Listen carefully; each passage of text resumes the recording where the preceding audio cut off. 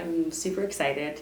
A lot of you have probably seen that we shared this week that we are 20 weeks pregnant with our third baby, and it could not be more of a blessing. We are so thrilled, and it did not come with it was not like an easy walk down the road journey. It was actually something that was a lot more challenging than getting pregnant with either of the boys. We suffered 2 miscarriages before having this baby, and that is something that I will go into more detail with when I feel like the time is right. But it sparked me to think about all of the other people in the same position as me who were going through something similar. And one, it's a really emotional journey, and it is something that is extremely tough to navigate, maintaining hope and faith when you feel like you are completely in the dark and afraid. And then 2, thinking about all of the different lifestyle, dietary, supplemental changes that both Chad and I have made in the last year in order to conceive a healthy baby.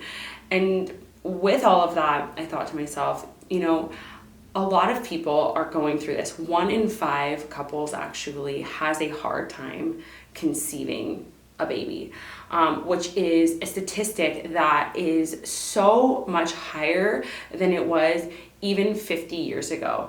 And there are a variety of reasons for that, right? A lot of it has to do with genetics, genetic mutations, and things like that. But a lot of it also has to do with our lifestyle, our environmental factors, toxins, and things that we do have control over. And so what I thought to myself was, I'm going to make a class, make a workshop, make and create something out of this process that was extremely painful, that is now feels like such a blessing, to help other people who are going through the same thing.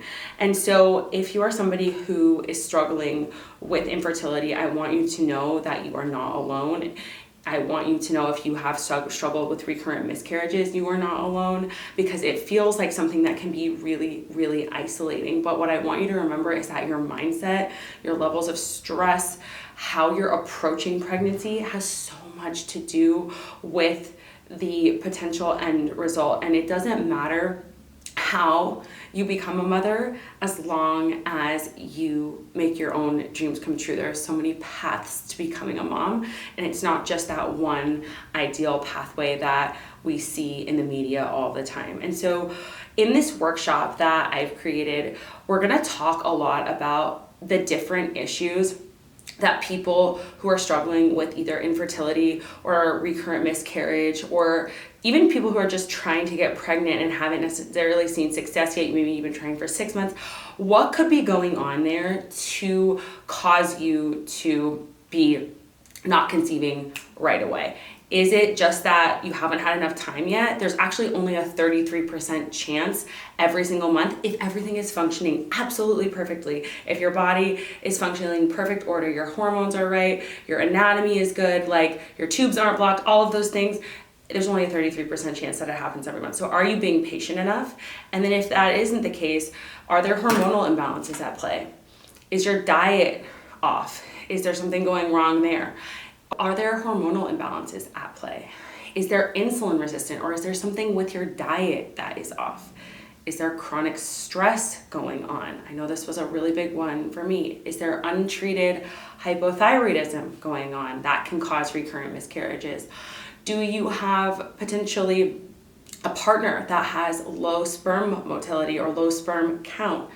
There are so many different things that can affect and impact our hormones, from eating a ton of processed food to conditions like PCOS or premature ovarian aging, or things like endometriosis that are actually really impacted by estrogen dominance. There are so many different hormonal conditions that can impact our fertility. And then, like I said, insulin resistant thyroid issues, those all impact our fertility. A huge foundation for fertility is actually your blood sugar status, because if your blood sugar is always high, causes you to be insulin resistant. If you have insulin resistance, it can cause your ovaries to create more androgens. And so there's this vicious cycle that starts to happen. And so that can cause ovulation issues. So if you're somebody who is thinking to yourself, like, is this right for me? Should I be thinking about this? Do I even have a hormonal imbalance?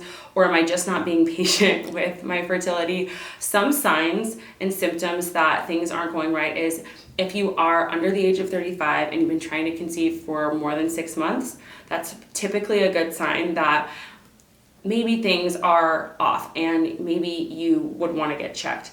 Also, if you have anovulatory or irregular cycles, you have periods that are more than 35 days apart or less than 24 days apart.